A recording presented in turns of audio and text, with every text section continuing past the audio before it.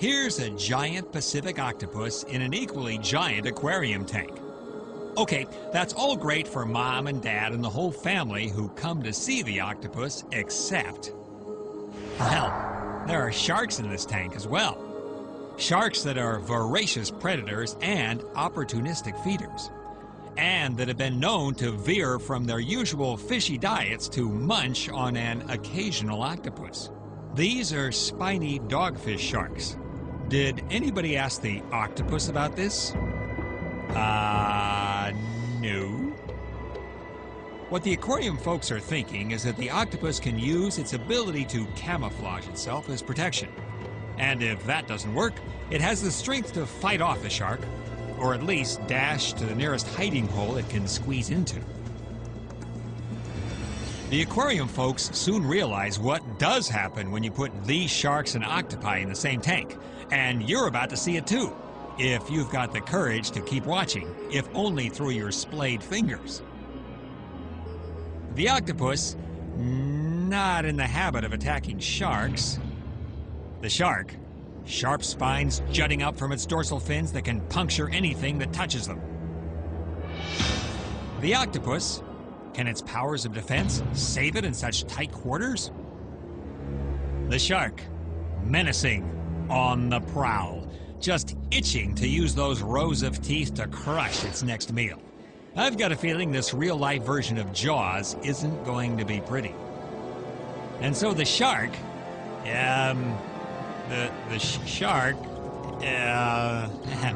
boy, am I glad I didn't have a bet down on this matchup. That's right, this is what happened. The giant Pacific octopus, as seen here in this amazing so close you feel like you might get squashed footage, was making short work of the shark in the tank.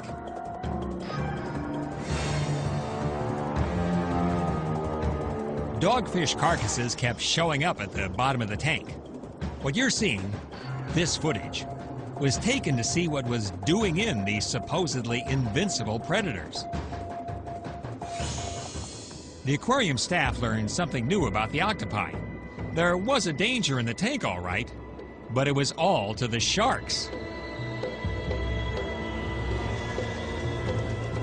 That's one way to defend yourself from a predator.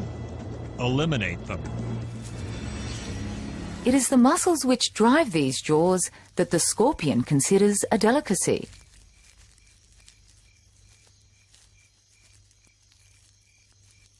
Given the opportunity, solifugids will kill and consume a scorpion.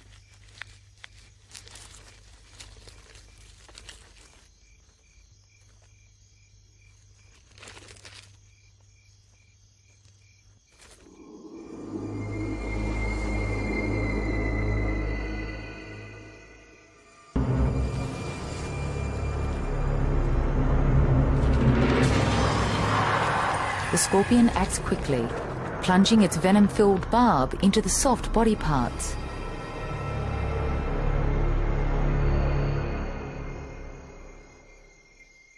A creature of this size and strength requires multiple injections.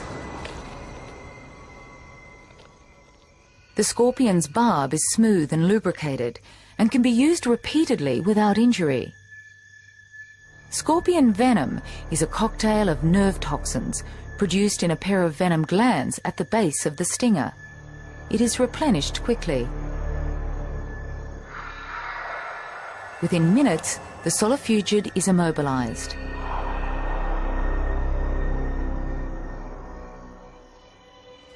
The scorpion brings another of its weapons into action. Mandibles sharp enough to cut through the connective tissues of its victim.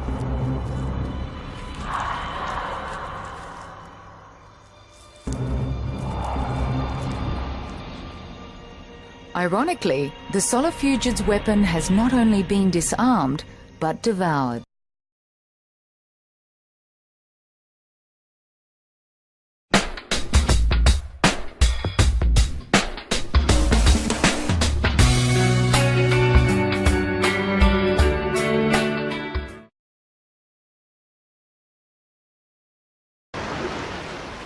The aptly named Seal Island is home to 10,000 Cape Fur seals.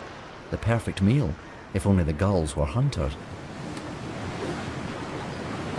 But by studying the seals' behaviour, these inoffensive birds have put seal meat at the top of their menu.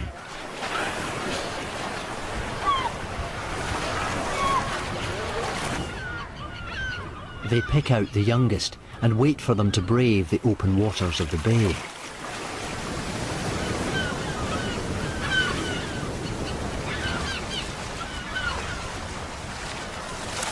Then they look for someone to prepare their meal.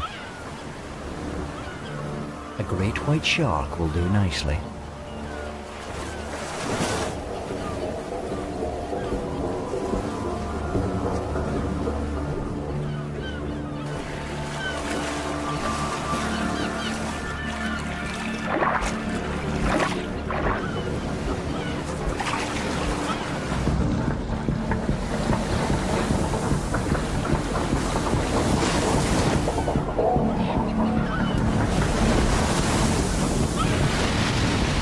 To be first at the kill means a feast, but the shark has to catch dinner first.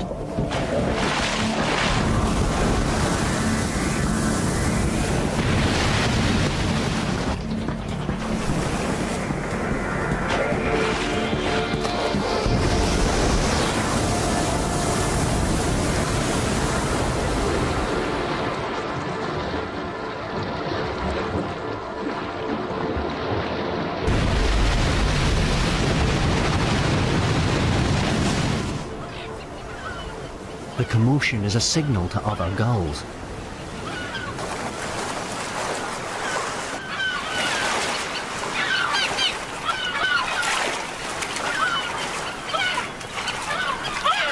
In the killing season, over 30 attacks happen around Seal Island each day, and the gulls have become experts on the great white's killing technique.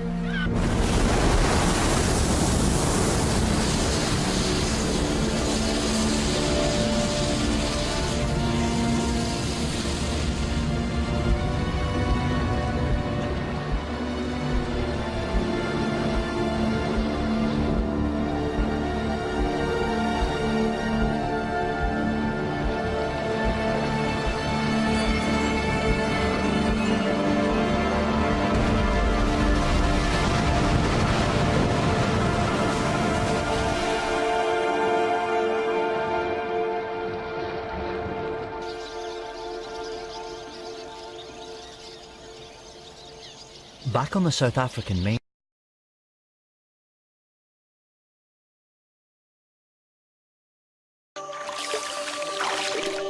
Contrary to popular opinion, frogs aren't just selective eaters, feasting only on flies.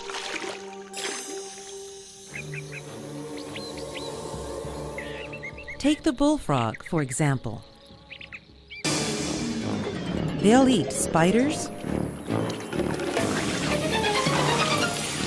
scorpions, rodents, snakes, fish, and just about anything else that passes in front of them. But how do they manage to be such eating machines?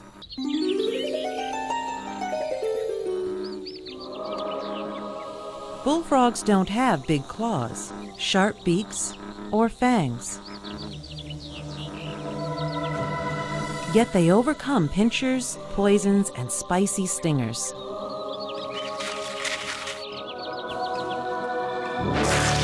With a mouth as big as the great outdoors.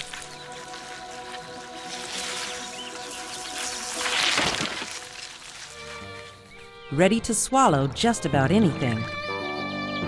They've been known to swim 20 feet to shore and hop an additional 15 to 20 feet, grab a meal, turn around, and hop back into the pond. They've even been known to stalk birds like a lion on the prowl.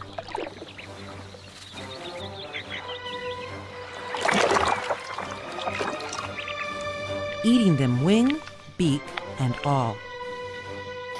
And they don't stop at their feathered friends. They'll even eat each other. A small bullfrog that doesn't watch its step can easily become food for a bigger frog. They are quite cannibalistic. A young bullfrog must quickly learn one simple froggy fact. Eat whatever it wants, just don't end up on someone else's menu.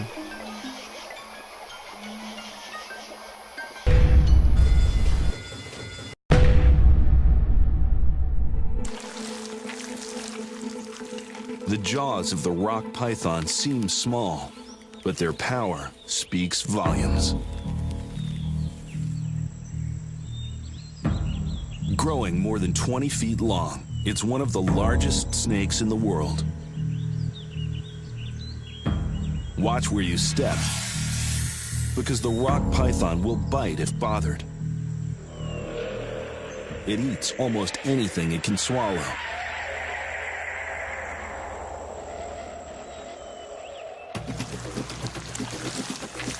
Like many predators, it hunts from hiding.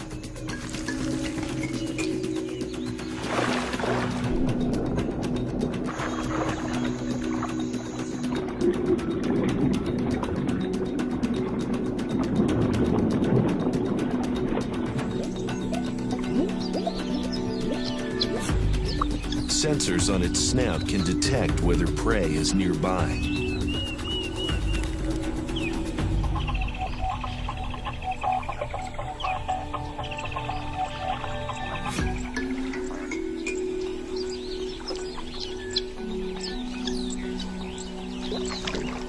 Springbok.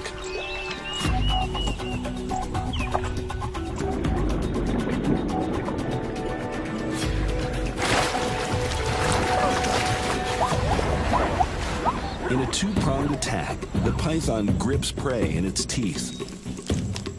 Then it deploys another weapon: bondage. Each time the springbok exhales, the python squeezes tighter. Every breath becomes shallower as the python tightens its grip, until death by strangulation. Now, the jaws really perform.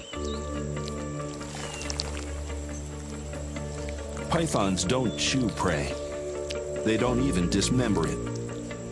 They swallow it whole, starting from the head.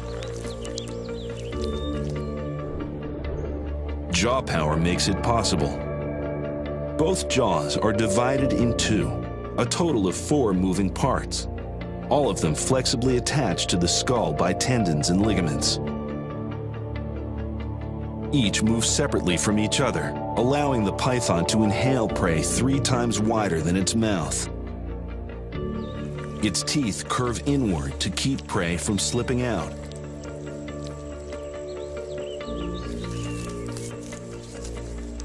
Thanks to such flexible jaws, the python glides over its meal like a sock over a leg.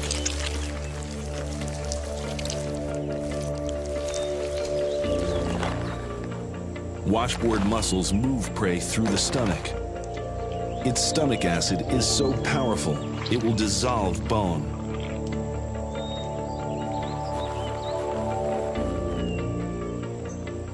The python goes through one of the longest digestions on record.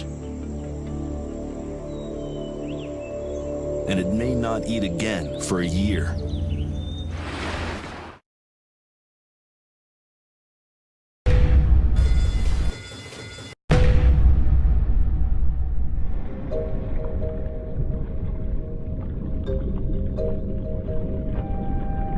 The potent venom in this banded sea snake can kill a scuba diver. So most underwater predators leave snake off their daily menus. Their real danger comes from the sky.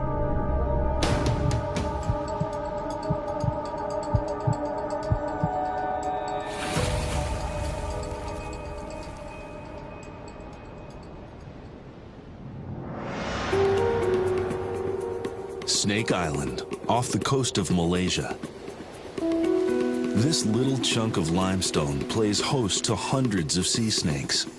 It's placid right now, but don't be fooled. These snakes have come ashore to breed, and tonight, the competition on this island for potential mates will be fierce. Sea snakes usually spend most of their time in water, but they don't have gills. Their lungs stretch almost the length of their entire bodies. To fill them, they have to swim to the surface to breathe. And that means they're vulnerable. This white-bellied sea eagle has young to feed, so it's on the hunt. Armed with keen vision and sharp talons, the eagle has perfected the snatch and grab. And sea snake is one of her favorite foods.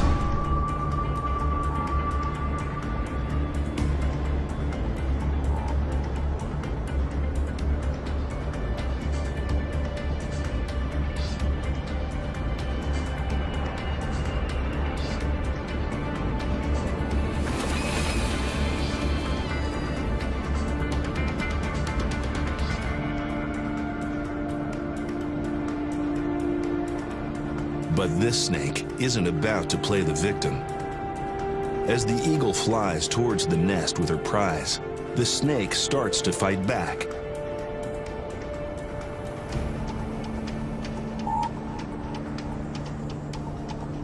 Even in midair, he can bite. If he manages to inject his venom, he could kill his abductor. But biting an enemy in midair isn't easy, especially for a creature that spends most of its time in the water. For this snake, it's too little, too late, especially when facing down a hungry eaglet.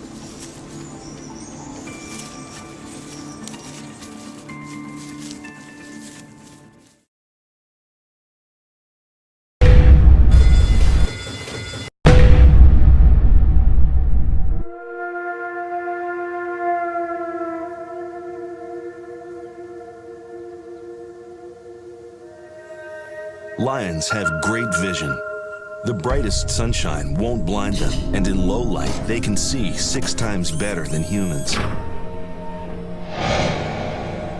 They can hear prey from a mile away. And their sense of smell is so keen, they can tell how recently the prey passed. Lions will take on prey more than twice their size.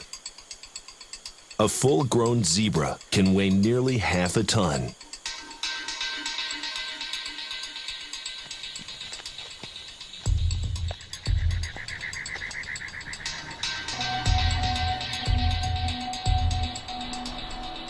One kick from those hooves can break a lion's jaw.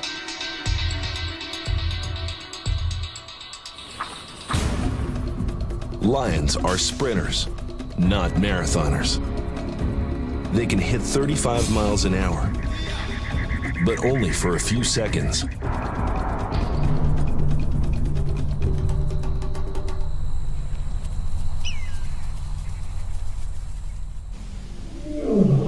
So they team up, approaching their prey from different angles.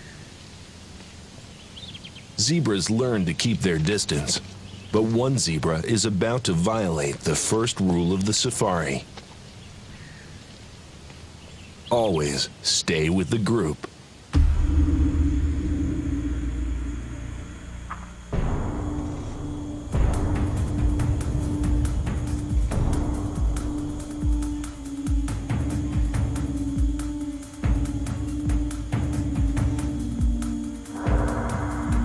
The lion will go for the typical death blow, crushing the windpipe.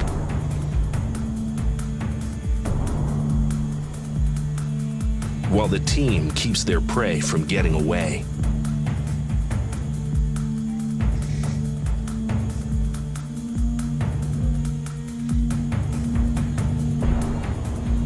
Of all the world's cats, lions are the only social animal, especially at dinner time. After a kill is made, males always eat first, then the females. What's left goes to the cubs. Often not enough. Most will not survive into adulthood.